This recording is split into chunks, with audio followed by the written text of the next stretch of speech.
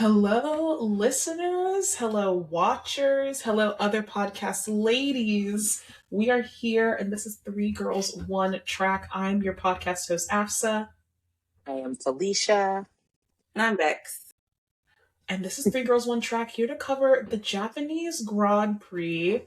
Ladies, how did we feel about our beautiful trip around Suzuka? It was. I already told y'all I didn't find it as interesting as maybe the general public may have or other watchers may have, because I personally like to see a result reflect some of the chaos or the fun, interesting aspects of a race, and I personally didn't. It wasn't completely boring. It just, you don't feel like it panned out. It didn't. It was to no reflect what occurred. I think that's the word I'm looking for. It wasn't a payoff that I wanted. I can agree with that. I can agree with that for sure. I think it started off all spicy, but then just kind of leveled out. We'll talk more about that as we get into the pod, but first we've got some fun, funky news. Ladies, let's do it. Fernando Alonso had a baby. Yeah, I said, huh? I didn't even know he had someone to impregnate. No, he recently came out saying he had that newscaster girlfriend, right? Isn't that her? Wasn't that a while ago? I don't know. I also don't know who the mother of this child is. I did no research on this. My notes are Fernando baby. Listen, Alonso's the dad. Miss Free Practice. Exactly. So shout out to Fernando and this new baby. I'm happy for Melissa Jimenez. Yeah, she's a journalist. Yeah, it's her. Okay. Yeah. Congrats to them. Motorsport journalist working for Sky Italia. Oh yes. No, we did talk. We did briefly talk about this. That's the one I thought was a while ago, but maybe they've just been together this whole time. I think they've just been together this whole time. Yeah. Okay. Dang. Okay, well, shout out to their baby. We all snapped for the baby. Love baby. For the baby. Shout out to him.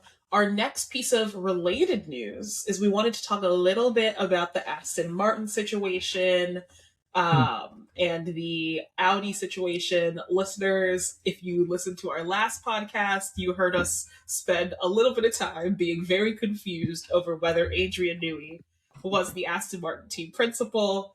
And thankfully, listeners, we were not alone in our confusion, because it doesn't seem that Aston Martin knows whether he's their team principal or not either.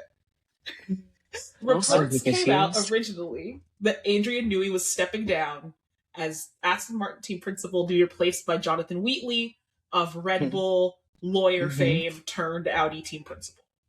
Yes. Then it came out Aston Martin was like, we're not firing Adrian Newey. Then it came out that they were firing Adrian Newey. Then Jonathan Wheatley stepped down from Audi for personal reasons. Read, Mattia Binotto is a bitch.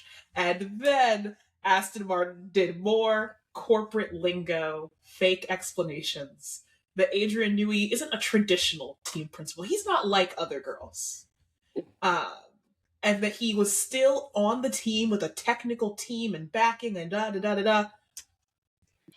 I don't see he's our team principal anywhere in that state. To be honest, it seemed like they hadn't finalized the principal swapping, moving the chess pieces, moving around, and then they got caught, and it was just like, oh yeah, and it just gave out like word vomit because they didn't. The thing that also is confusing to me, because I don't actually remember the exact rules around it, and it's clearly not like the way it is for other technical employees. There's this thing of like gardening leave, right? Where it's like they have to go off and like spend time away. But we've seen that that's not true for team principals, because Lauren Mecky's immediately hop ship. But maybe it's because he worked for the same company. I don't know how the whole gardening leave rules of F1 go. But could Jonathan Wheatley even have immediately become Aston Martin team principal? Like that, if team principals don't have gardening leave, I think that's really strange. I think it never happened. Never. I don't think that. There's I don't know. probably like loopholes in there some way, shape, or form. Yeah. My Rolodex of information starts, more recently. I mean, Wheatley is a lawyer, isn't he? He probably would be able to find the loophole in his contract if he did.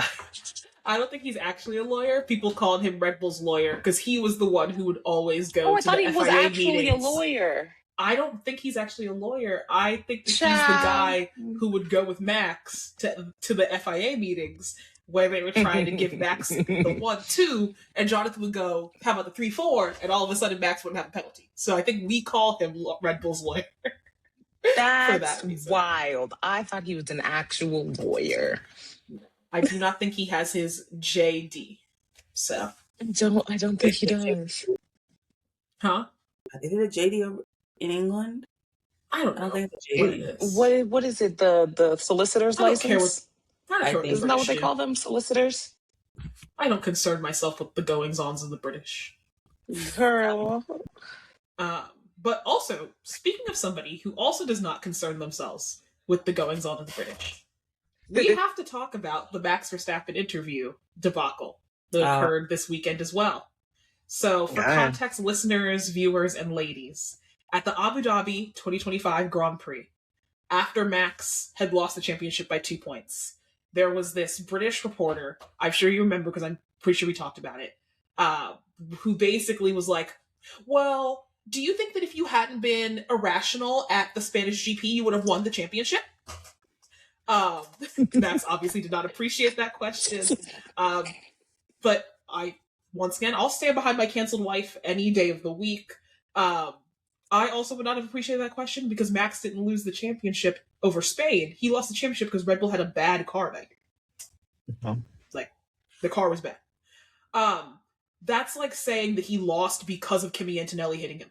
That's not why they lost the championship. I mean, technically it is. It's 2 points. But it's not really. But it is. Like, that's like being like, oh, he also, like, you can point to any of those little things. But it is. But it's not. It is, because if he had some sense in Spanish GP, he would have had enough points. That's not, like, how it truly is. Like, I don't think that legitimizes it then. I think if you're minimizing, I think you're saying that it minimizes it because that's your boy. And I get that. Your boy. No, let's keep it a buck. I said, let's keep it a buck. Switch it, make it Lando, and then talk to me. And you know what? I'll switch it, Bex. Do you blame Lewis losing the championship on him not turning the magic off at Baku? Yes, I do. And that's crazy. Sean, that's crazy. And that's crazy. What I want. And then I wouldn't be sitting up here heartbroken 4 years later over some stupid thing. What did you do? Chicken magic on. We wouldn't be here. Please. Why did you do this? You know what? This just shows that me and Bex are fundamentally different people. I don't think that's why Lewis lost the championship. I do. Blame him. If he had... okay. Anyway, moving on from whether Max was in the right to be mad at Abu Dhabi. Why you do this? I'm sorry. This interviewer showed up to... Not the camera off. Okay, listeners, viewers can see this. Bex has opted to leave the room, I guess. Bex has left the chat. I'm here. I just had to process for a minute off the camera. I'll be back. Okay. Well... To give context to the situation that's now going on, Max was holding an interview Q&A press session critically at Red Bull Hospitality. Yes. This interviewer is there. Max sees that this interviewer is there and goes, I'm not answering any questions until that man's out this room. And they were like, huh? And Max is like, him, right there? Yeah. Stupid question guy? He can leave. And then I'll start the press. And Max sat there and was like, I don't need to give press. I can hold off on press until this man gets out. Is he the one that when Max was like, oh, you ask stupid questions, you get stupid answers? Is that the guy? Yes. I believe so. And so he was just like, get out. And so obviously the guy left, and then he continued the press. There have been a lot of reactions to this. I think the FIA might have said something. I don't really remember. Ultimately, my reaction Max just loves to piss off the FIA. My reaction is, this is my hospitality. how you gonna come into my hotel room basically and go, you have to answer? I don't have to do anything. This is Red Bull hospitality. This isn't the FIA press conference. This isn't walking through the paddock. This is inside of my team's hospitality. I don't have to answer any of your guys' questions. Now, I do think the asking him to leave completely is a lot. You could have just not asked for this question. That's what I would. But I also get it. But I also get it. My and Max is wife. petty. Max is petty. petty. My canceled wife. Max is petty. First of all, that would work in no other sport except F1. Yeah. True. And I think that these drivers are babied and coddled, and their feelings are just so important. And I think that it is childish. And I'm just like, just don't answer this question, ignore him, and move on. But like, actually say like he has to leave, that not answering questions, like, you're a grown up in a professional. You're a father. You're a father.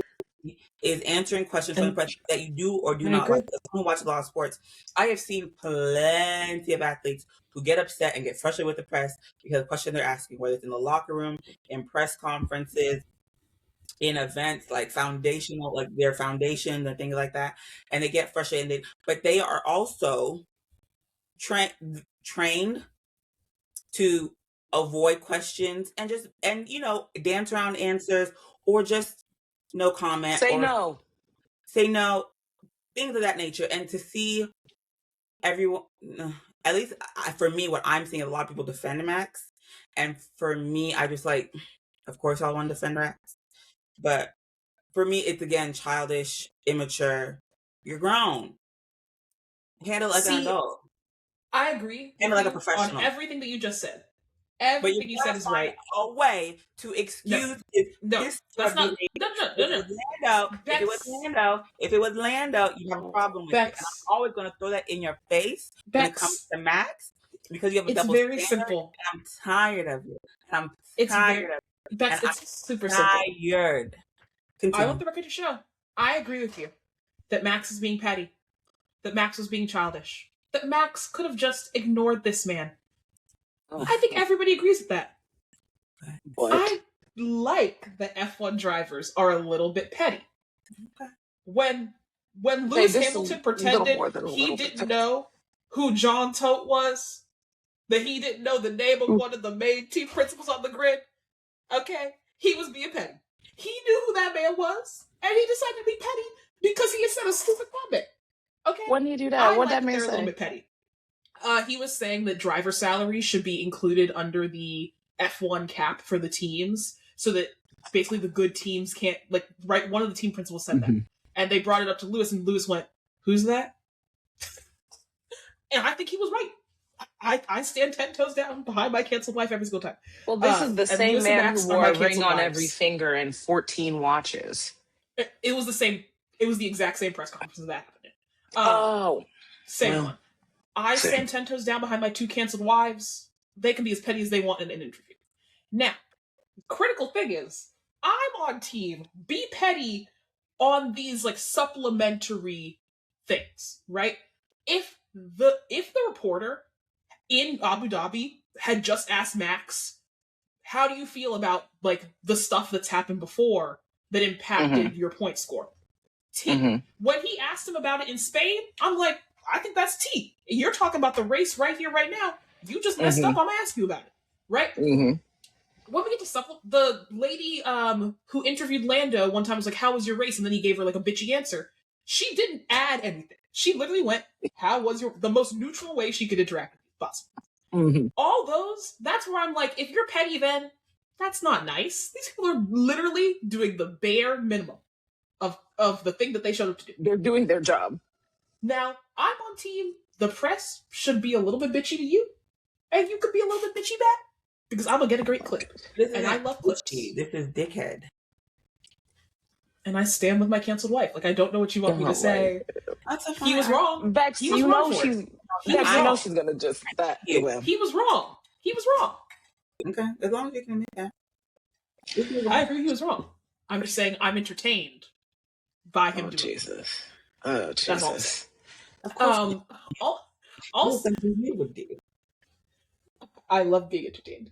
Also, on news about Max, it has recently come out that Max has a couple of very interesting exit clauses for this 2026 season as a result of the new regulations, which is that if Max is not in the top 2 by some date in his contract, I presume by summer break, because that's normally what it is, that he is free to leave, no penalties, no anything. He can just leave, and he also does not have to give Red Bull a notification that he is leaving until October. So I think we talked about this last year when I believe last year it was top 3. Oh, like they've made it more severe. Where Max wasn't it Red Bull like, as a team too? Like Red Bull as a team had to be somewhere. This sounds like it has to be Max himself. Yes, Max as an individual has driver. To be top 2. Yes, he has to be in the top 2 by. I don't know why. Contract-wise, that's a dumb contract for Red Bull to sign. It's ridiculous. And Max could easily just be like, "Yeah, I just don't feel like pressing on the gas today."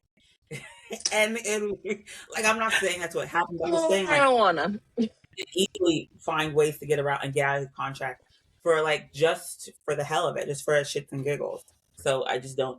I think it's a really stupid contract for them to do. But okay, fine. Yeah. At this point, Max is pretty much writing his own contract and being like, "Yeah, I'll sign this." Yeah. So Max's lawyers, Max's agent. Shout out to y'all. Y'all are doing good work. Clearly. Tell us how to get on the team, because y'all are probably making a good commission off that contract. And my last piece of news, which is one piece of stupid news, one piece of relevant news, both about Mercedes. We have to talk about these race suits that they put on for this weekend.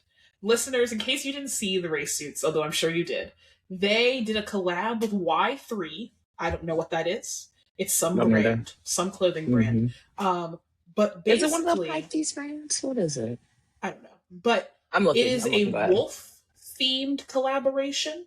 So it's a wolf? It looks like a skid mark. Yes, exactly. So I'm not talking about the one with the tires. Fur. They have like wolf fur, at least is what it looks like. I think there's a wolf snout on their shoes, maybe. It looked bad. Because you couldn't tell it was a wolf, and it kind of looked like they were doing a little bit of like the inside you there are 2 wolves meme, a little bit.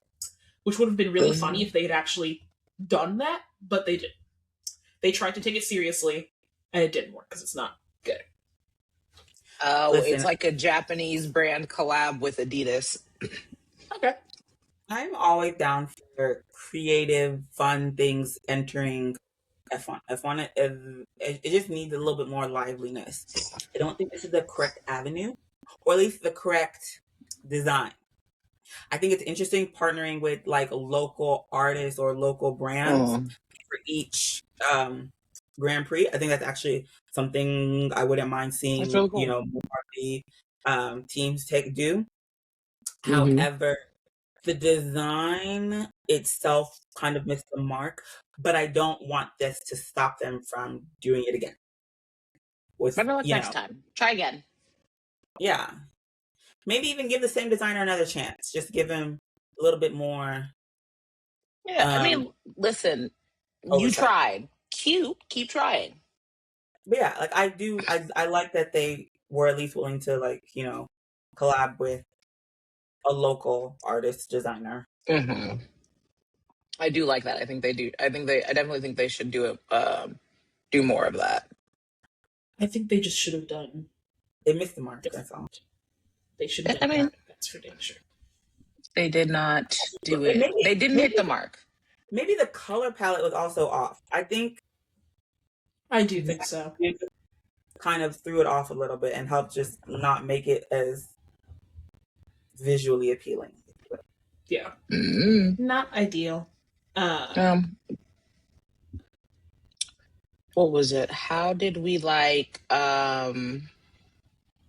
RB's new livery? Like white livery? The white with the red livery. I'll take a white livery every single day of the week. A livery I did not love. Haas's Godzilla livery. That was gonna be my next one, but yeah. I think they should have committed. I wish they had committed hardcore. I want to see the face of Godzilla. Again. I want to see. It felt like it was like Godzilla themed. I wanted like old school comic car rap. Yeah, like us guys. Oh, that would have been. And then Godzilla on one. It would have been cute if they'd actually gone like a full send on the design. And what if they had made the little gas, the airflow thing, like a fallen skyscraper? Like, that would have been cool. With like crushed from Godzilla. Cool. We're giving you fire. She's giving you They need to hire me. And I'm American, so y'all can keep pretending to be an American race team. Like, this works for everybody. Everybody's happy. Hello? That's all I'm saying. Who else had something? Lewis had a white helmet. What was Lewis's helmet? Honestly, I wasn't really checking for Lewis's helmet, but I do remember it being not bad. I just know he did something different. I think Oscar did something different too. Yeah, we had a few cute little ditties. Nothing that really hit the brain, but nothing bad either. Which I'll take every day. Yeah, it was just a plain white one. Never mind. Yes. Any other news? Anything else that hit our airwaves before we get onto the Japan GP? Don't believe so. Then let's get into it. I will say, we always say this, but we've had some mid-quali sessions. I think this was an okay overall quali. You know, I wouldn't say there was something that happened in Q1, Q2, and Q3. I would mostly say that it was Q2 and Q3 that brought any plot and pizzazz. So, do you ladies have anything from Q1? All I have from Q1 is that the Williams sucked more than I thought they would. There you go. I was just saying, usual suspects. Yeah. We had Albon, Behrman, Perez, Bottas, Alonso, Stroll. Sorry, Behrman is the one that I was a little surprised at because he's like fifth in the championship or something? Yeah, fifth. He is. But in comparison to his teammate, he's been like the saving grace. So that was surprising. That was the only non-usual suspect in Q1 that went out in Q1. Yeah. So I can agree with that one. Pretty boring Q1. Then we get to Q2. It gets a little interesting. My man. Girl. You're a useless man. He was not doing good for me. He was not doing good for Beck's draft points. I'm not gonna lie. That is what pisses me off more than anything. The one time I actually root for you, you do me like that because you are a dirty bastard. So, listeners, in case you can't tell, Max had a really bad Q2. Yeah. He actually got knocked out by Arvid Lindblad, so hated that. I was proud of Arvid. I was very proud of Arvid, but you should have taken out somebody else, not my man. That's all the I'm rookies saying. are haul-assing. Again. They're doing good. I guess, well, they're not rookies anymore, are they? No. Well, Arvid they're is. Still babies. Well, yeah, Arvid is. But they're babies. And Colin Pinto that poor baby ain't even got an actual driver's license. Another one. Technically a rookie, right? Yeah. Colin Pinto is technically still a rookie, yes. He has never done a full season in F1, and he still might not. Franco Colapinto. With the way Flavio gets down, who knows what this man's going to do. Bless his heart. Not Flavio, Colapinto. And also, too, Bortoleto was a surprise. He's not a rookie. You mean surprise he's in Q2? No, that he went out? Oh, did he make it? Yeah, he made it to Q3. That was surprising. Yeah. So, Hulkenberg got out in Q2. Hulkenberg was out in Q2. So, but out in Q2, we had Verstappen, Ocon, Hulkenberg, Lawson, Colapinto, and Sainz. Again, the Williams being a little bit mid, but that's okay. And then we move on to... What? Oh, sorry. I didn't mean to say that out loud. Sorry. You're all good. And then we get Q3. My main note from Q3 is one, I'm very happy to see Oscar get his swag back. Me, liked that for him. Bless Oscar. I missed him. Yes, I felt bad for him when they asked him what his goal was for this race. He said, "Start the race." Oh, God, Oscar. So, rooting for you, my king. I'm so glad you got. I was honestly, I thought it would be a little bit funny if he didn't start this race again, because then he would not drive an F1 race until May, and you have to admit that's a little bit funny. It would have been funny, not for my draft, but it would have been funny. It would have been really funny. So that would have been hilarious. But alas, and thankfully, depending on your perspective, Oscar did indeed do well in qualifying, and spoiler, he does start the race. Bless him.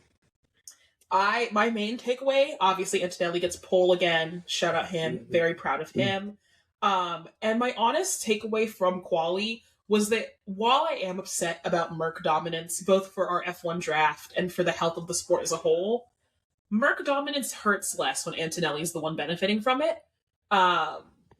Yes. Because I actually do like seeing him succeed and be happy. Others... Listen, this might be Kimmy's year, which really sucks for George.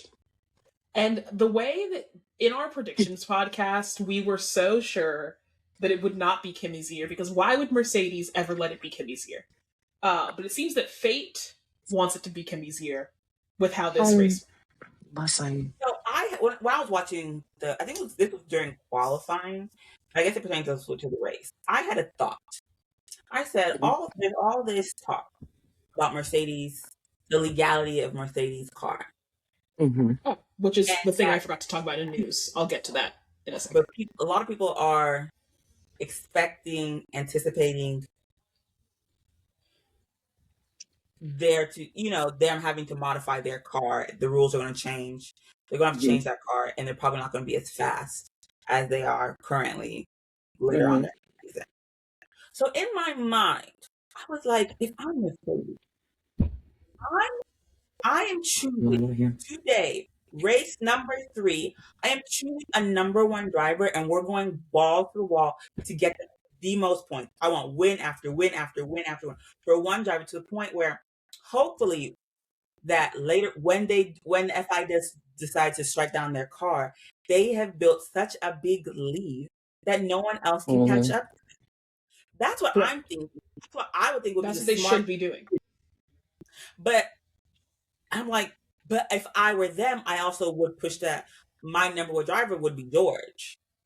Of course. But this let me know that George, I don't know if it's, I don't think it can be you. It's giving Mercedes has 2 drivers. That's the first thing. Yeah, and so it was for me. Anyway, I was just like, I know Mercedes technically they have won all 3 races. But I was like, that one race, I mean, George won 1, Kings won 2. If I was them, that's what, 75 points you could give. Well, 75 race points plus the sprint, whatever. You could give just one singular driver, and you could be right. Yes. I think your explanation has extreme merit, because Mercedes knows the FIA is going to strike down their engine. The FIA told them, you have the first half of the year. Come the second half of the year, we're making a new measurement for your compression ratio engine issue. So come correct in the second half of the year. They know they have until July. Now you have 30 minutes? 30 minutes? So if you're going to sit here and have George and Kimmy taking points off each other, exactly, and then you show up, and next thing you know, maybe that Red Bull engine's looking real good, and you get the same thing McLaren got last year. McLaren also thought people were out of the race, people were, back foot, blah, blah, blah, blah, blah. Next thing you know, Lewis Hamilton 8th World Championship. Hopefully, I would be excited. Fingers crossed. That's all I'm saying. Now, I'm just saying, I love you down. I don't see it as Red Bull being the one to pop through in the second half. I don't. Nobody did last year. Nobody did last year. Yeah, like George won the sprint as well. I was just trying to make sure. Like, those are points of taking on from each other. They could be at what, 75 plus 8. Lord knows what that is. 83? 75 plus 8, 83. Ooh, look at me. I didn't go to math school, but I guess I know something. You didn't go to math school. Girl, leave her alone. We don't need to fight about Beck's ability to do basic addition on the podcast, okay? Listen, she did a good job. Spent too much money on your education for you to be talking like that. Anyway, I agree with you completely, Bex. This is ridiculous. But Mercedes is ridiculous. I think we all knew, including Toto, that George isn't that guy. And that's why they gave him a 1+1. If Mercedes was actually confident in George to be a team leader, a true franchise boy, you don't give your franchise boy a 1+1 because there are conditions on the +1. That's the whole point of a 1+1, which is you're telling George, beat Kimmy handily this year, or you don't get an extension on your contract. Yes, correct. Also, I don't know if we discussed this. Does Kimi Antonelli have a 1+1? I don't think so. What is Kimmy's contract situation? What's Kimmy's contract? Hold maybe on, Kimmy has a 1+1. If Kimmy also has a 1+1, I think that's crazy. Let's do some research. But I think it's a little. I don't think that he is a. That's interesting. I'm seeing until the end of 2029. For Kimmy, he has a multi-year deal, and the deal may last through 2020. I don't think they have the actual like. Yeah, they didn't. They pulled like a Charles Leclerc where it's like multi-year. And then they were saying that. But it's damn, they did George dirty. No, they told George is you're right now. And you better make the most of it. They're Bottasing him. They're doing him like Bottas. Damn, not Bottas. Which is very interesting. Considering he's supposedly the number one driver. But we'll get into how Mr. Number One Driver did during the race. Number one is the eldest. That's about it. That's the seniority he has. Just because of experience. I mean, yes, of course. Not necessarily. Because Antonelli is literally a child. They're doing literal child labor. The man just got an actual driver's license. And then immediately, did he crash his car? Crashed. He was going 150 miles kph or something? I think he crashed. Kimmy, baby. Well, at least he's not the least driving experienced. What's his name doesn't have a license at all. Yeah. Arvid doesn't have a license, so. Lindblad, yep. That clip of Max finding out is hilarious. That was very funny. But we can start actual race T once again. Shout out Oscar Piastri for starting a race. Badass. So proud of you. So proud of you. And he started well. And he started very well. Aside from how well Oscar and the Ferraris started. They did very good. My main note from the start is I understand that they're doing this whole pre-start thing because of all the teams except for Mercedes complaining. Sorry, except for Ferrari complaining. I just want to see what the start would look like without this little pre-start. I think they should have given it one race to see what it looked like for my own benefit. Wouldn't their takeoff be just really, really slow? Yeah, I want to see what happens. Girl. I want to see the Ferraris both go, and I want to see everybody else stutter and stop. I said, I would also like to send a big congratulations to my man Max Verstappen for not losing a bunch of places on the start. First race that's happened. Shout out Max. But besides that, Oscar, the Ferraris, great race start. Oscar swoops around both the Mercedes, gets his race lead. Oscar said, y'all thought you forgot about me. Exactly. Oscar got tired of not racing. Love that for him. Once again, Ferrari the only team with both of their people having it together, except for Mercedes. But, I would hope they both in my head, Oscar was laughing maniacally as he went around. I think that's what I always wonder. They're so focused, so I'm sure that he's not doing that. But also, I feel like I would have a little chuckle. You know what I mean? Or a little oh. I feel like he kind of got a kick out of that one, you know? I mean, it was a great overtake, very speedy. See him drop from 1 to what was it, 6? No, it might be. Yeah, I think. I think it was 6th. Yeah, Ferrari. Who? Yep. Sorry, what? Yeah, because it was Charles, Lewis, Oscar, Lando, and George in front of him. Yeah. So to see him drop to 6, I thought his race was. I'm not gonna lie. I was like, this is gonna be bad, but I was just like, oh, but he's probably had the fastest car on the grid. So yes, yeah, I think. It is also worth noting that the race started 10 minutes late, due to a crash. It was due to a crash during a support series. What do I call it? Situation. I don't know if you've seen the crash. It was crazy. Very, very crazy. No, what happened though? I think it was. And what was the support series? What do you mean by support series? I don't know anything about this. Support series are I know about all the crash, of the but not the series. Yes, support series are all of the races that happen before F1's race. So like F2, F3, F1 Academy, Porsche also raced, and it's the Porsche race that I'm talking about. Basically, these cars, almost like, very similar to how an F1 crash would happen, right? They hit up on the sides of each other. A la Max Monza. One guy's wheel gets tilted up. They're in Porsche full cars, though, so it doesn't really matter from like a on-your-head perspective. But the car basically tilts up completely, goes over the catch fence, and flips down an escape road between like grandstands of fans. I'm gonna find this video for you on Twitter. It's insane. It was crazy. You know what it's giving, but crazier?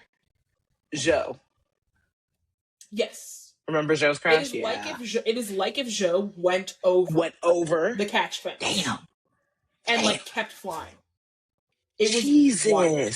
And you said this is a Porsche series, so are these like just regular Porsches, like souped up Porsches? These are like full stock cars. Like racing Porsches. These are racing Porsches. Okay. Like these are like, they look like stock cars, like NASCAR cars, but they're Porsche. Specifically, all of them are Porsche. So there's a little more built-in protection than just a regular car. Yes. Oh my gosh. Yes. There's more. Okay. That's okay. Because that's crazy. Jesus Christ. Yeah, there was a lot going on there. But what was I gonna say? We get really good race starts. Obviously, I love what Ferrari does. I love what Oscar does. Don't really care what Kimi and George do at this point because I'm actively rooting for their downfall. My main note from the first little bit where we see George trying to make up places, we see Oscar maintaining, we see everybody basically trying to scrap it out for these top 6 places. I do not want to live in an F1 world where we are relying on Charles Leclerc never going to therapy and George Russell's constant cosmic affinity for being cucked by other people who race against him to make races good. Okay? Hold on. You cannot rely on Charles being crazy. What the hell did you just say? You heard me. What? You heard me. You heard me. Okay. I didn't understand what you said. What the heck? First off, there's a lot what's wrong with Charles?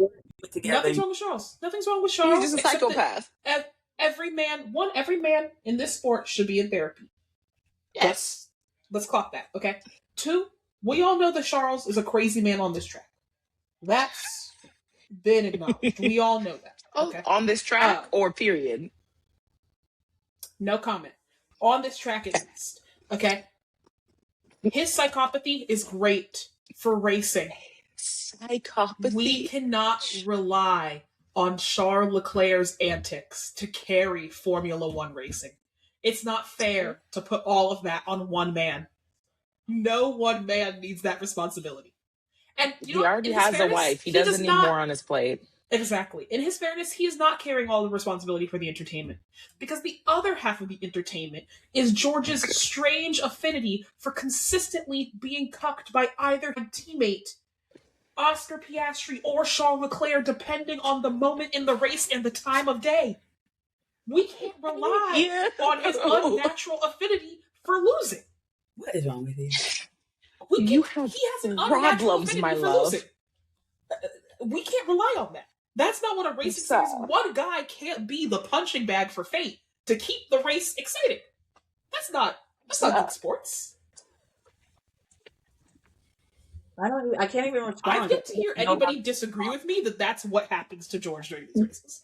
Girl, you... okay. Bex, fix your face. I don't know. Also, I've said it before on this podcast. I will repeat it again. I have no issue with cucks. I respect them a lot. I love them. They're my people. I respect them. However, I don't think that George enjoys getting cucked. I don't think it makes him a good racer because I don't think he's into it. Okay? Therefore, he needs to work on it. I'll never know what's going to come out of your mouth when you open it. And my God, my dear sweet child. Dear sweet child. Bless That's all I'm saying. I'm saying that we need other people to contribute to the races. Okay. Somebody else needs to contribute to the excitement of the race. We lost Bex again. Listen, that's fine. Bex can go recover from what I just said. I'm right. I need a minute. He can recover from what I said. Here's a question I'll pose for my fellow podcast hosts. What interesting thing happened in this race that did not in some way tie back to something befalling George Russell that hurt him or Charles Leclerc's antics on the track? Oh, I know. And there's only one answer I can think. Huh? Ollie Bearman. And wait, what was the outcome of what happened to Ollie Bearman? Whatever. Exactly my point. But we are relying on George Russell's bad luck and Charles driving to carry the sport, and I can't live that way. There needs to be something else going on. Bex, do not pout. Bex, stop pouting. Yes. Lando. What did Lando do? Lewis. He overtook Lewis. Okay. Ha. Okay. Shout out. That was really entertaining. Oscar finished a race. Love that for him. I was so entertained. He started and finished a race. Now, the only answer you guys could have given, because it's literally the only important thing that happened this race that didn't in some way involve befalling George with a bad luck or Charles, which is whatever the hell Arvid Lindblad and Isaac Hodger were getting up to on this racetrack. What? I don't even know because they literally never showed it. All we saw was Lindblad getting a black and white flag for moving under braking, and us generally hearing from the commentators oh yeah, Hodger's cursing out Lindblad on the radio. But they never really showed us what happened. I still have no clue what happened. I'd have to go look at their onboards. But from what Twitter was telling me, it seems like he was just whooping around, and Hodger was going crazy on that man on the radio. I heard people say he was complaining on the radio a lot about Lindblad. Yeah, that's all I heard is that he was going off on him on the radio, but I stand 10 toes down again with whatever the two of them were doing. It could have been entertaining, but they never showed it to us, so I couldn't be entertained by it. But Bex, as you notably pointed out, Ollie Bearman had a 50G crash this race. It was so crazy to see him. It was very bad. He came out of the car limping. He couldn't stand for a second. He is okay. Apparently just had a knee contusion. Happy for him that he just had a knee contusion out of it. But worth noting, because it's going to be the main thing that we talk about for the rest of the pod, I imagine, is that this crash was a direct result of these ridiculous battery regulations. Because Franco Colapinto was battery recharging and slowing down in front of Ollie, because that's what you need to do now in order to have any hope of being fast going in after a corner. And Ollie was behind him with a way higher battery, Too much battery power. He was deploying his, right? Ollie was deploying his, And and Franco was charging because Franco had a super high differential. And so I'm looking at the speeds right now. Colapinto was going 170 kph. Ollie was going 262 kph going into there. So about 100 kph differential. So Ollie had to take avoiding action and then ended up going into the grass, crashing into the barriers. Very bad crash. And very unfortunate. Bex, what are your thoughts on this? Because I think this is bad. Both for Ollie, obviously. Thankfully, he's okay. But also, it's what we all said was going to happen as a result of the battery situation. It is, and it seems as though it's unfortunate that it kind of took such a dangerous crash for it to come, for it to be like, okay, no, like there's actually, it's just seeing how fast Ollie's coming in, and the fact that Ollie basically was one who had to like, listen, I can't just run into this kid. Let me try and swerve my way to save not only myself but him. And seeing it is, I think, unfortunately, the best thing for the drivers, because it shows the FIA like, look at it. This cannot happen. The sport is dangerous enough. There's enough risks in it. Just the crazy speed that they go. Adding this deploy, and to be honest, I still I get it. Like basically, like they're harvesting energy to like deploy it for what would technically be like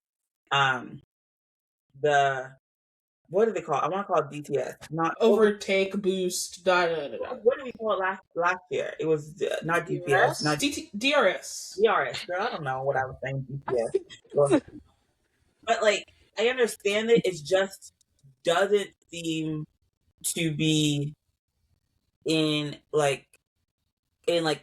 practice. It doesn't seem to be practical. It's just like it just can't continue on. Someone is going to get seriously injured. Yeah. Okay, I need y'all to explain because y'all saw I was gone, so I missed what just happened. What were you talking about? We're talking about Oliver Bierman's crash. And figured it out. Please don't fight.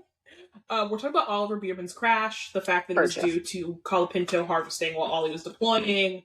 A little bit on battery deployment. Harvesting battery energy. Oh. The whole battery thing. A little bit on their battery harvesting and deployment, because I think it's a little bit interesting.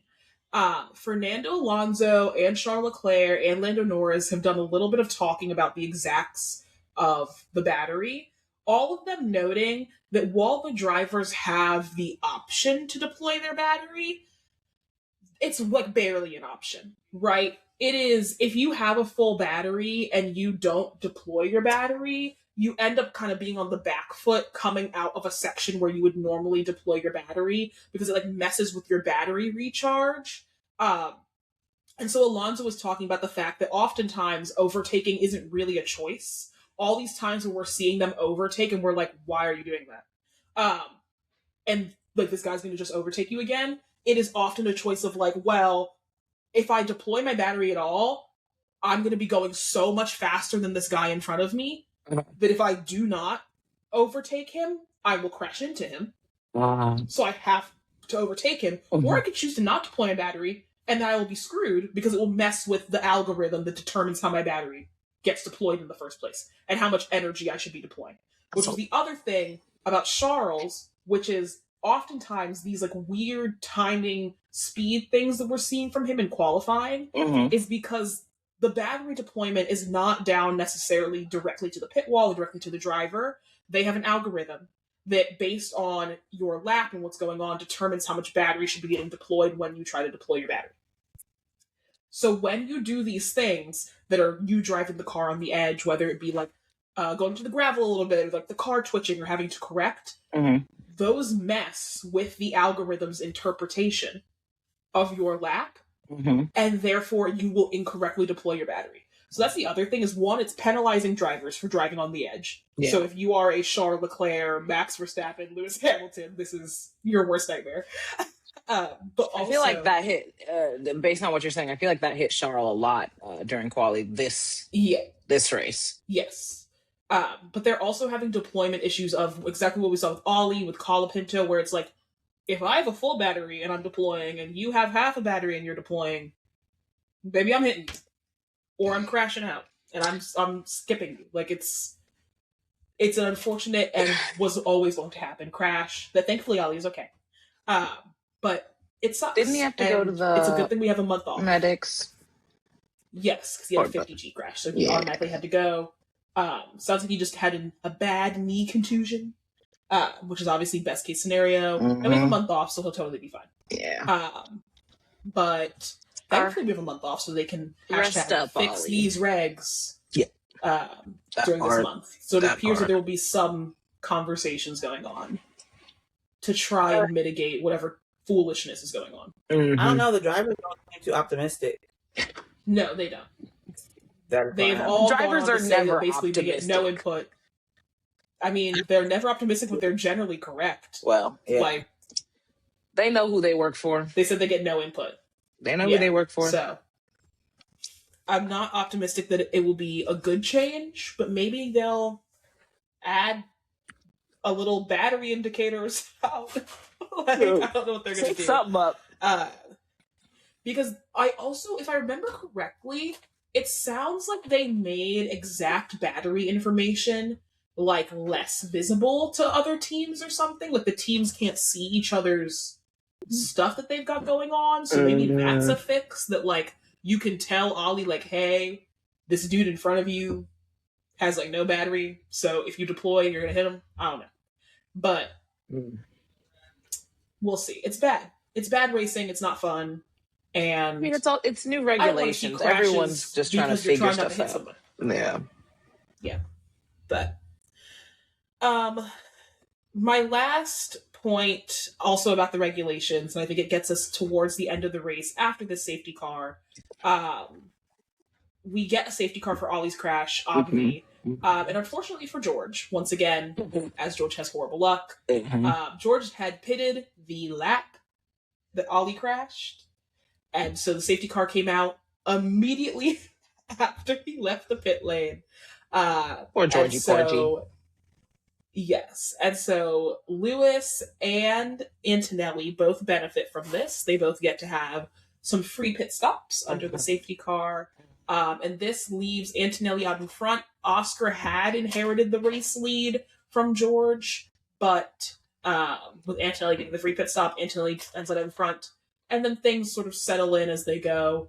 As mentioned earlier on in the podcast, Antonelli ends up winning. Oscar gets second, and Charles clinches it for third. I believe George came in fourth. Norris ended up taking fifth, and Lewis ended up taking sixth. The very funny thing I thought about the restart was, one, George's radio to his race engineer trying to figure out if Kimi was going to restart at the part on the track that they had trained Kimi to, which I thought was very funny, to try and get your race engineer to read Kimi Antonelli's mind and how obedient to his training Kimi Antonelli was going to be. You know what? Points for effort. Points for throwing it at the wall and see what'll stick. He tried. He tried. But even funnier is we see that George at this restart has some weird power loss that allows both Lewis and Charles to get by him. And it has come out that this power loss was a result of George trying to hit two buttons at once on his steering wheel. And his car took a screenshot, basically, and sputtered out and lost power. Now, I don't know if you guys know this. I don't know if you guys know this. F1 drivers often press multiple buttons at a time on their steering wheel. So if that's an issue that persists, I don't know what he's on there. Well, I mean, which two buttons was it? Let me see. Let me see if I can find it out. Got on the podium. Beck, say that one more time for me. I said, I wonder if without that incident, he would have gotten on the podium. Possibly. It's definitely a possibility. Here we go. George Russell had an issue in Sunday's race where, quote, a bug in the software code triggered by a button press and a gear shift at the same time, crazy, caused the power unit to go into superclip and charge the battery. So gear shifting, that thing they have to do the entire race, and button pressing, that the other thing they have to do the entire caused it to charge the battery and clipped. I mean, that's what happens when you do them at the same time. Because of the software code, notably. Yeah. Even for Steve's mistake, he still got what, fourth? Yeah. Yes. Yeah, Norris and Lewis are behind him. So, not too bad. It's not bad. It's just interesting. I think that I think it's a perfect, like, not to use the word again, screenshot of an issue that many people have with these new regulations. Is it seems that when we're having all of these, like, this thing happened and it wasn't what I wanted to do, and this issue I have with the car, when you go to find out what the answer is, it's, oh, it was a software issue. Oh, it was an algorithm issue. Oh, it was the algorithm for the battery issue. Oh, it was a bug in the... What about when the problem was that you couldn't drive? Or that you just didn't have good enough What they had to say about Kimmy's start. Kimmy just didn't hit the clutch fast enough. Now you get to George. Not George. Was it George? It was George. We're talking about George. Code? Yeah. It's I don't even like George like that, but I don't know if your race should be decided by a bug in the software code. Well, at least let it be decided by something that's racing related. A machined on wheel nut? That's real. That's racing related. I feel like we're going to get a lot more software bugs and whatnots this year. So I think that's my main gripe, is I want issues to come from things that are, like, happening in the car. Like, on the car. I guess. What about you, Bex? You like seeing the race decided by software bugs? This one doesn't bother me. It's sort of man-made software issues. Yes. I like it. Well, sometimes isn't software man-made? I like it sometimes when, like, they'll just have, like, I guess I'd say I don't necessarily, maybe I do. I like it when sometimes the car just goes haywire and they're like, yeah, retire the car. Why? We don't know. That's fun. But the thing is, that's kind of fun when it's something so stupid as, oh yeah, there's a bug where, like, you can't do a basic function of the car for some reason. It's like, I think, honestly, what it is, I think this would have been really funny if this had happened to, like, Haas or Aston Martin. With Mercedes, it's just like, yo, get it together. No, I think I like it. I love it, like, the drivers I like. But across the board, I kind of like when it goes a little helter-skelter on these people. I like a little unexplainable randomness. You want a little mystery in your racing? I personally like F1 when it's at its most chaotic. Yes, personally. We are aware, Bex. We are aware. We see you for who you are. I support you in that. We see you. I support that. As long as the chaos is not around my drivers. I respect that. I can get with that. We see you for who you are, Bex. We do. And we love you. Most of the time. Anyway. Any more race thoughts? Our next race is Miami. It's in a month, so you'll be getting some bonus content, listeners. Miami.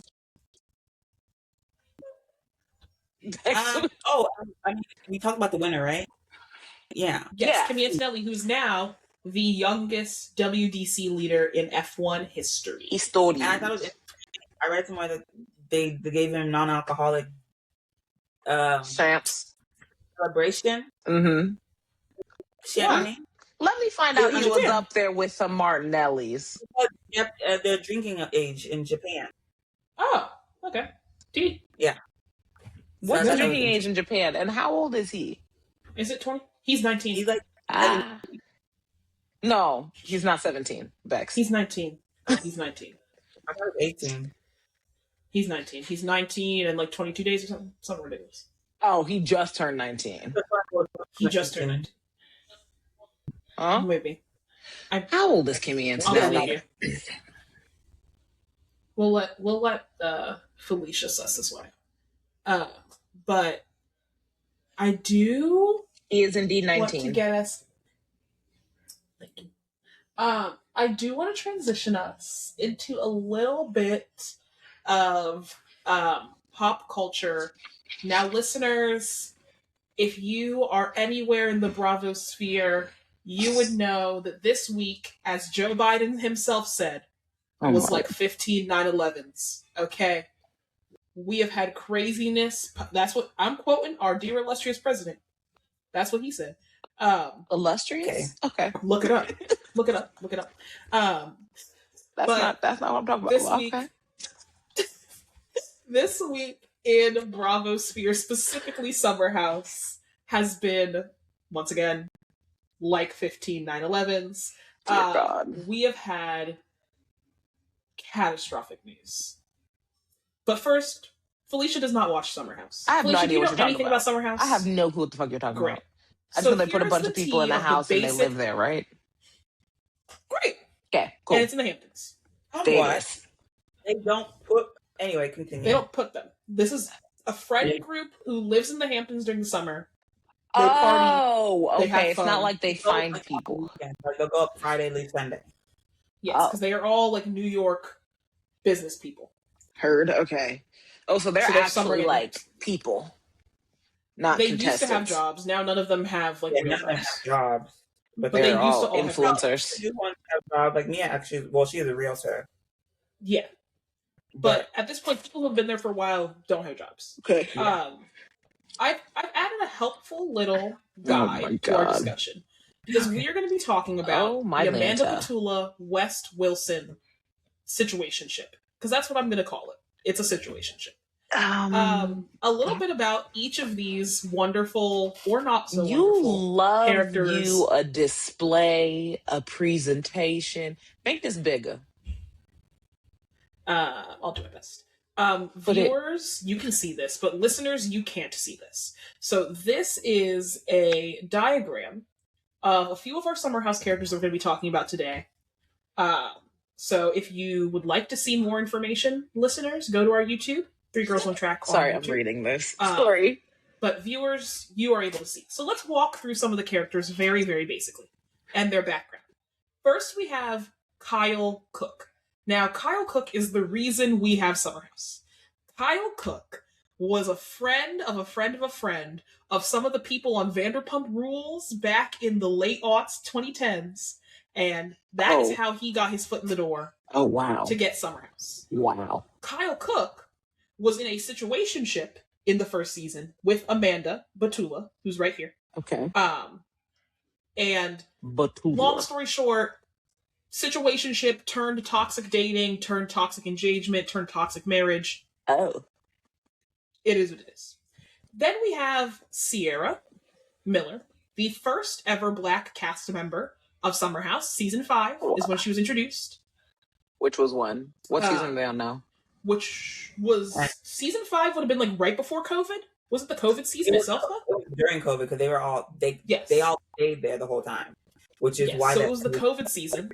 So 2020 was when they introduced Sierra, the first Black cast member Jesus. of the show. Oh, Jesus. The She is racism. a nurse. She is a model. She is all over a beautiful, fantastic person. A little bit of a bird, but ultimately miles ahead of the people on here. It's And then a we have little bit of a West. bird. West is what, if you like West, you would say that he is a cute little internet guy. If you don't like West, you might say that he is a self-conscious culture vulture. Oh, okay. You can decide how you feel about West based off me saying that. He has he works at Complex, I guess. He has a podcast So he's a with podcast a bro. Trump supporter Nope. WNBA player, Nope. which is crazy. Nope. Definitely not. I'm on- even putting those two That's wild. adjectives together. That's crazy. WNBA. That's crazy. Trump supporting WNBA player. That's a whole thing. But let me walk you really quickly through these relationships because they're necessary to understand the tea. Okay. Kyle and Amanda have been married for 5 years. Okay. Kyle has cheated on Amanda. Amanda's basically done with Kyle. Kyle is a bad husband. Okay. There's no other way around it. Kyle is not a good husband. Well. But they are also not good partners for each other. Kyle being a bad husband is just at such an elevated status to the ways that Amanda is a bad partner to Kyle that for basically the entirety of their relationship, the fact that Kyle is a horrible partner has overshadowed the fact that these two are fundamentally incompatible and that part of that is Amanda's fault. But ultimately, Kyle just is a worse husband than Amanda is a bad wife. He's just awfuler. Yes, because Kyle is doing things that would make him a bad husband for anybody. Amanda does things that make her a bad wife for specifically Kyle Cook. Okay. Makes sense. Okay, yeah. Tracks. Yes. Sierra and Amanda, they are best friends. Okay. Like, Amanda was having fertility issues, Sierra took a fertility test with her best friends. Aww. Besties for the resties.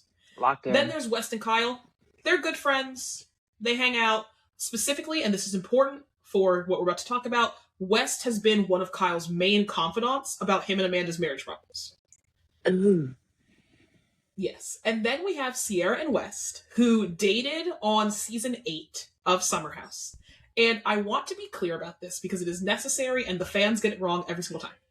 Sierra and West definitely dated, and they were in an ambiguously serious relationship. As in, West was non-committal. Okay. And yet was taking her home for Thanksgiving. Yep. She met his parents multiple times. Yep. Blah, blah, blah, blah, blah. So he never went, "You are my girlfriend." But he took her home. He did all the girlfriend things.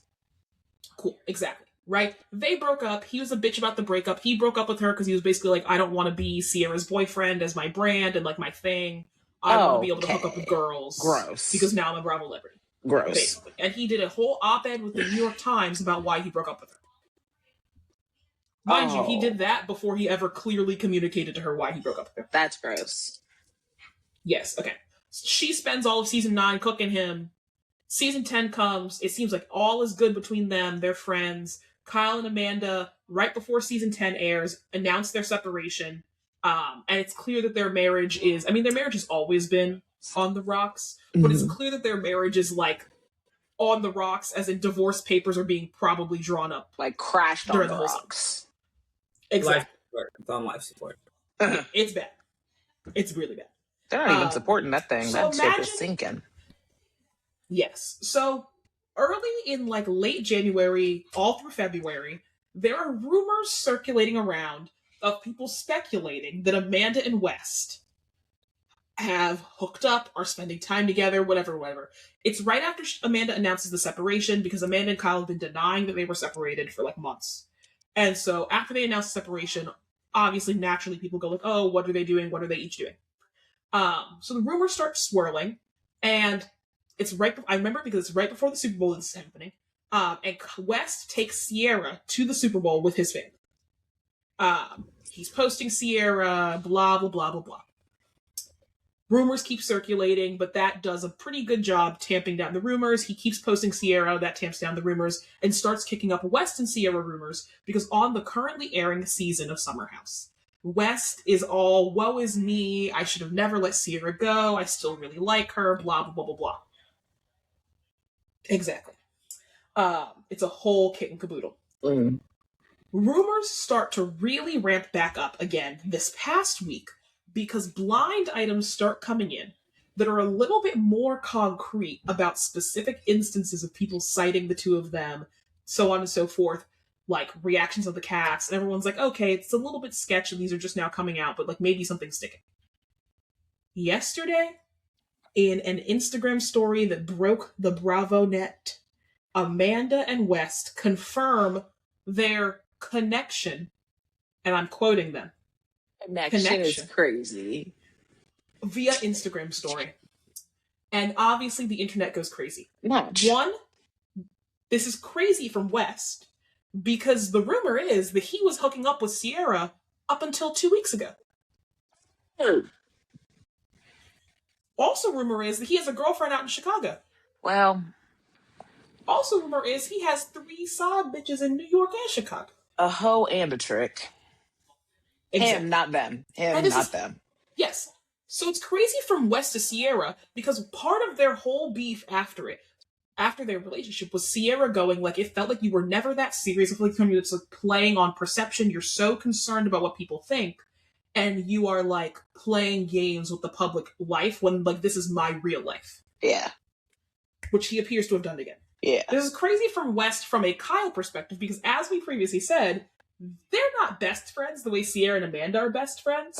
They're good friends though, and West is Kyle's go-to guy to vent about his marriage to. Which means he knows everything that went on in that marriage. So the entire time that Kyle is venting about his marriage, West is plotting on your wife, which is crazy. Wild. This is crazy from Amanda's perspective. Not towards Kyle. I mean, it is crazy to like go date his friends. Like, that's crazy. But it's crazy towards Sierra, especially because Sierra is Amanda's number one ride or die. Sierra is the one constantly going, you have self-worth. You deserve to be treated well. You deserve happiness, blah, blah, blah, blah. And it's making Amanda look even crazier because her and West announced this the morning of a new Summer House episode. And you want to know what one of the main topics of the Summer House episode that dropped yesterday was? What? Was Sierra holding Amanda while she cried about Kyle, being like, you deserve to be happy, like you're a good person, you're a loyal person. House. For Amanda to do a temporary separation, that you can come and stay with me for like a couple weeks just so y'all can do like a trial separation. Right? I don't Sierra's like this Amanda chick. I don't like no, her. She's a bird. Okay. It's crazy. It's crazy. Oh, right?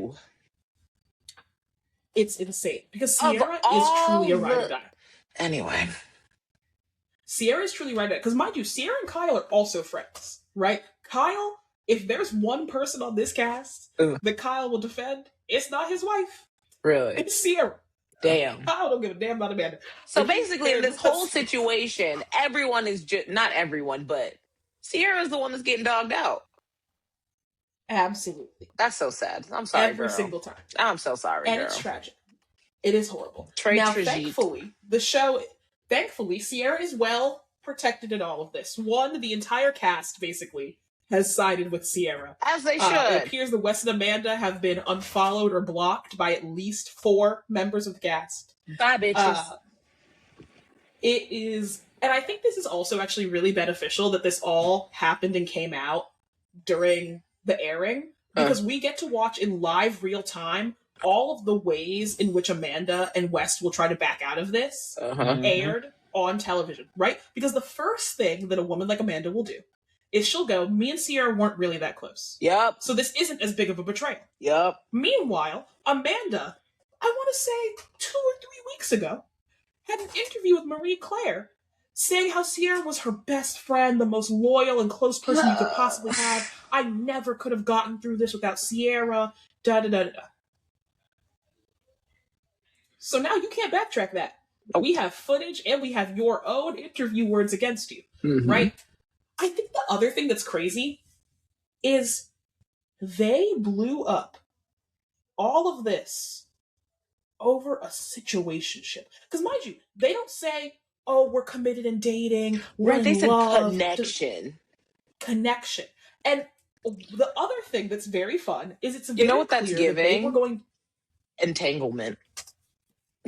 Exactly. It was an entanglement. What I think is especially funny about all of this is in the hours following their Instagram story that said connection, Page 6 started putting out a couple articles being like, oh, their connection is a full-blown love affair. And I immediately went, I don't believe that. That sounds like PR spin from your camps. Well, because you guys know the only hope the two of you have is saying that this is true love. Which is not. And so you couldn't help true love. And I think for me, too, with this whole situation is, when Amanda announced her divorce, everyone was like, yes, Amanda. Go, Amanda. Finally, you're getting away. Amanda had so much, like, social capital that she blew in just... Someone said it's actually quite crazy to do 2 iOS press releases in 90 days with 2 different men. Exactly. Because mind you, now I have not seen a single person give Kyle hell for anything these past 2 days. Last week, Felicia, Kyle was screaming at Amanda on camera, called her a dumb fucking bitch, fuck you, blah, blah. And screaming at his wife like the craziest man. And now no one's going to have calling for Kyle's head. Anything. No one's got no kind of smoke for Kyle. No one cared about anything. No smoke for Kyle. Nobody cared about anything Kyle said. On him, because at the end of the day, that's fucked up. Regardless, Kyle is still yes. And I also, from the preview, he gets into a fight with some people, so his time is coming. He's giving scummy, yes. but of course. They tampered it down due to their stupid situation. Mm-hmm. She's exactly. And then you have people like Cosmo saying "Ooh, we never date our friend's ex" or something like that. I'm like, girl, you're losing out so many opportunities. Mm-hmm. Literally, every Bravo celebrity except for Bethany Markle is Bethany Team Frankel Sierra and has public with Bethany Frankel. I don't even know her name exactly. Everybody except for Bethany has been Team Sierra. When only person defending you is Bethany. Skinny margaritas. Right. Is your only possible endorsement a skinny marks? Skinny girl marks? You should not have Bethany as your main shooter in the argument. That's a mistake. And the thing is, outside of the whole endorsements and all that whatnot, simply your public perception destroyed. Yes. Well, Amanda already lost a modeling campaign. See? She had a modeling campaign posted an hour before her and Wes made that statement. Well, the brand took it down and replaced it with another model who had modeled that shirt. And I think in their caption maybe even said same new model, same shirt, something like that. I mean, hey, the court of public opinion has spoken. Yes. You did it, It's also just crazy because it's like, you guys are influencers. Mm-hmm. Your livelihood is the court of public opinion. Yep. Mm-hmm. I don't care what photo you thought was going to come out. Yep. I don't care about none of that. Oh. You lie. You keep lying. Lie by the skin of your teeth. Because castmates are now coming out saying, I asked Wes and Amanda this when rumors started coming out. Wes' best friend said that he asked him and he denied it. Mm-hmm. Kyle said he asked Amanda and Wes and they denied it over and over and over. So this just been rumbling asked in the... Wes on Watch What Happens Live. And Wes denied it. Last week. Tuesday, a week from yesterday. Oh. So you were lying. And then you knew that at this point somebody had gotten concrete proof that y'all have been together. Also, and I hate to quote him because he sucks so much, Dave Portnoy calls y'all out for the fact that he knew that y'all were together back at the Super Bowl. The Super Bowl you took Sierra to. So supposedly a girl, Brianna Chicken Fry. Oh God, that girl. Barstool, right? She works for Barstool. Yes. Yeah. She's actually a friend with Wes. And there was actually a rumor that Wes was dating her a while ago. Yes, exactly. And so Chicken Fry told Dave Portnoy. Is that her actual last name? No. Okay. Because everybody calls her Brianna Chicken Fry like that's her proper name. And I'm like, that can't be that girl's name. I don't know what her name is. Okay. Just making sure. I don't know. But yeah. Yes. But Chicken Fry told Dave Portnoy that Wes and Amanda were together back at the Super Bowl, which means they had been together before the Super Bowl. It's all an absolute mess. When he was outside with Sierra. Yes. He took Sierra to the Super Bowl with his family. No, what was his family? No, it was with his family because Sierra was taking pictures with Wes' father at the Super Bowl. That's crazy. But she was there through a campaign that she was doing. I think she was there with the campaign, but she spent a ton of time in West's box with his family. Okay. Mm. Because all the pictures I saw of her were with West's dad. Wow. Crazy. But this is also, once again, I want to circle back to the fact that West has a girlfriend who he was in an exclusive relationship with up until last week out in Chicago. What? He also has a girl in Chicago who's not that girlfriend that he was chasing. He also has a girl in New York who he's with, who wasn't Amanda, that he was seen leaving a bar with, I want to say 2 weeks ago. So all this spin to try and make it seem like this is a behind-the-scenes true love, no, it's not. It's a situationship. Amanda wanted a younger version of Kyle, who's close to her age, and that's what she got. And I also don't understand why you How would much marry a older is man like Kyle than Kyle. Amanda? Like It's 10? 15 10 years? 10 years, something like that? Well, wow. no, because he's. Oh wait, he just turned.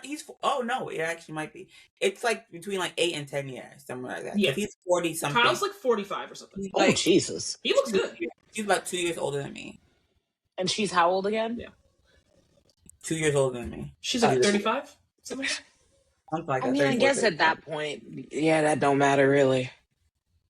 The But- age And gap. here's the My thing, whole point they being, their relationship started as just a hookup. So messy, so sloppy. He was not. It was bad. He was not taking her. Kyle was not taking Amanda seriously out. It was very embarrassing when you watch the first episode. it was They don't even have like, like truly- a name for her. She just says she's just like Kyle's like side chick, Kyle's hookups, Yeah. Kyle's son.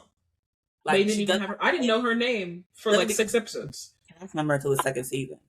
Ooh, It was truly ridiculous, Felicia. Like, Jesus Christ. I remember so distinctly going, because I started Summer House late, so I Uh-huh. binged a whole bunch of seasons. Uh-huh. Same. I remember watching season 1, and I was just like, can they kick this girl off the show for her own benefit? You look Her own well-being. I'm telling you, go watch the first like 3 episodes of Summer House because she looks crazy. And now I'm like, okay, so you managed to get a little bit, you managed to make people forget that this is exactly who you are. When this started being rumored, I was not like, oh my god, she would never do that. I was like, this is who Amanda is. Just And a she had pick-me her bird. growth. She had her growth in dating stunted by dating a man-child for the past decade. And then marrying said Obviously, this was, and then marrying him. Obviously, this is this is where she was when she started dating Kyle. She has not had the opportunity to change her type and evolve in terms of what she Pasted wants. her situation so she onto went someone and started else. dating younger Kyle. Like, Ew. West is younger Kyle. West is Kyle if he was Amanda's age. He is the new age version of what, like, Kyle is like a DJ bro, like startup bro, brand bro. Ooh. West is a podcaster, like a sports podcaster. These are the same guy, different ages. And it's just kind of crazy that she would even do this. And not crazy in terms of out of character, crazy that you care so little about your brand that you couldn't go hook up with the other millions of men in New York. Even she'd hook up with like Jesse. It was like I don't Another think cast anybody would member? have been upset. no. Yes. Carl, Okay. I mean, Lindsay probably would have been mad just on principle. Lindsay wouldn't have cared. Lindsay There wouldn't like would Amanda. less blowback if she would have hooked up with Carl. But West, I think I'm about to say she might have even gotten less blowback if she hooked up with Craig. But I don't know. That one's a little tricky because That would have been, Craig is a little. that would have been a little crazy. Jesus. We can't get into the Craig lore with you, Felicia. Just I'm know just like, who is this? it would have been bad. Oh, It God. would have been bad. Worse But than this? my whole point is, yeah, it Damn. might have been worse than this. Damn. It might have been worse than this. Worse than snatching up your it would've best been worse friend's from man this. ish. It would have been worse than this from a like friendship perspective. Oh, really? However, this also has the added racial element of Ah. Sierra has been super clear that the main negative experience she's had in this house is that there are these men in the house who see her as this like sexual vixen to experience and have fun with. Mm-hmm. And so this is extra bad Yeah. because it's like watching the real life reality TV version of a disposable black girlfriend Ah. play out, and it's like, am I watching a scripted TV show or am I Mhm. watching a reality television? That's Maybe both. usually how it goes. But it's truly something. We'll keep you updated on how this plays out. It will play out well. The reunion is filming in 2 weeks, so let's see if Amanda and West's connection survives to the reunion. This entanglement. This entanglement. Watch as this Jada. entanglement.